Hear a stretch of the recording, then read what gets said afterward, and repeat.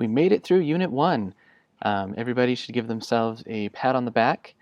Done great work thus far in getting things started for our class.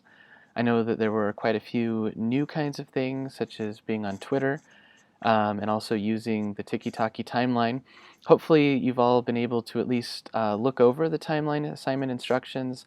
Remember, there was nothing due for the timeline for Unit 1, only I asked you to go over things so that you could hit the ground running today when you go to complete that assignment. So if you have any questions about the timeline, please don't hesitate to ask, either via email or via Twitter or via the text message number that I've given you. I'm more than happy to help make sure that we get things running smoothly there. Based on all the answers that you gave to the email assignment, email assignment, it seems that everybody has at least a general understanding of what the initial expectations are for the ID step for that part of the assignment. It's been a pleasure to meet all of you online. I will enjoy getting to know you a little better over the next couple of weeks as we work on New Mexico history together. There were only two people, so shifting gears here in my mind, there were only two people that I haven't yet seen on Twitter, and I've emailed both of you personally, so please just either tweet to me at CNMBrandon or send me an email if you're one of those people. Otherwise, it looks like everybody else is in pretty good shape.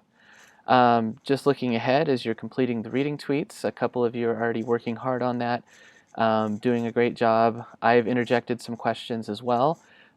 Please note that the things I ask on Twitter, I mean them for everyone, so I will respond to specific tweets and ask questions about those things that you've raised. But anyone and everyone can and should feel free to answer those. And remember that if you reply to me, that does count as one of your 5 replies of the 15. Let's see, I think those were the main things that I wanted to cover. I've enjoyed reading through your ideas about history and how we study the past. As most of us have noted, history is a lot more complicated than sometimes it's made out to seem. It's not just a list of facts and dates and names, which we can be thankful for, I think, in a lot of ways. But also I think we'll find that it's a bit more difficult to try to recover all of the various perspectives that exist on the past, to try to make sense of evidence that's often contradictory and conflicting even, because historical evidence is based on human perception. It's the things that people wrote about their experiences and how they perceived the events that we're trying to figure out from our modern perspective.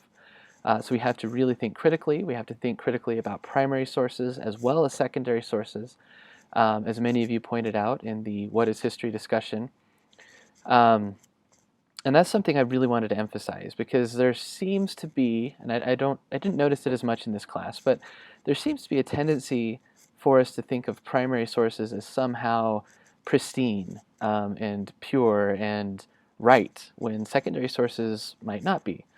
But people that wrote primary sources, or that produced primary sources, depending on what type we're talking about, they also had their own axe to grind. They had their own way of interpreting the events that they saw. And so we have to take that into account as well when we look at primary source evidence.